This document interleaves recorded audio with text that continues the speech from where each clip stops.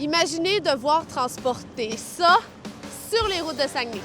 C'est ce qu'on fait aujourd'hui. On fait notre petite rencontre de sécurité. Ce matin, on va déplacer la poutre qu'on voit à l'arrière, une poutre de 130 pieds de long,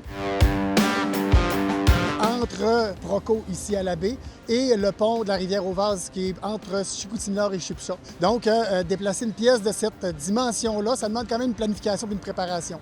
Un coup que l'étude de parcours est faite, on a l'autorisation évidemment de transporter. On planifie le chargement et on planifie les effectifs, c'est-à-dire le camionneur et les véhicules d'escorte vont accompagner le chargement aussi tout au long du parcours. Dans ce cas-ci, on a 3 véhicules d'escorte. On va parcourir la route 170 ici, l'autoroute 110, boulevard Saint-Paul, le fameux pont du Buc et on va monter évidemment là, la côte Sainte-Geneviève pour se rendre jusqu'au point de la route 172, jusqu'à le chantier. Ce qui va déterminer un peu le parcours qu'on va utiliser, c'est les dimensions de l'équipement à transporter, de la pièce à transporter, puis les dimensions hors tout qu'on va avoir.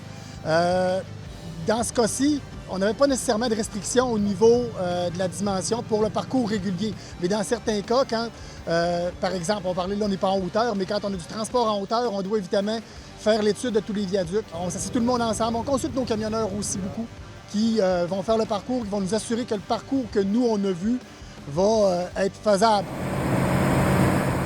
Tout ce qui est sortie, comme à la sortie ici de la cour, on doit avoir un opérateur à l'arrière qui utilise une manette pour actionner les essieux du derrière de la remorque. Donc, ça se fait très lentement, donc vous fermez la route, pas très longtemps, mais on ferme la route le temps de la sortie du camion. Tout ce qui est sorti, on n'a pas le choix d'agir de cette manière-là normalement avec la manette et les essieux hydrauliques, de contrôler les essieux hydrauliques.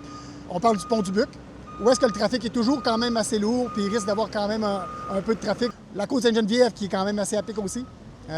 Donc, qu'on va monter très lentement. Puis la fin du parcours, qui est la voie de contournement pour se rendre de l'autre côté du chantier sur la 172, c'est assez serré avec une pièce de cette longueur-là. C'est sûr que le parcours va se faire très lentement. On voit vraiment les conséquences de ce transport-là en ce moment parce que la circulation se fait au ralenti. Je vous montre. Un camion, comme là, ça ralentit pas aussi vite qu'un véhicule automobile. Puis nos escortes, il y a des moyens de communication avec le camionneur. Ça qu'on sait ce qui s'en vient en avant de nous autres, puis tout le monde dans le convoi est au courant. On est finalement arrivé à bon port. Monsieur Lavoie, comment ça s'est passé le parcours? Très bien passé, même un peu mieux que ce qu'on aurait espéré. Il n'y a eu aucun accrochage nulle part. Honnêtement, l'équipe a très bien travaillé.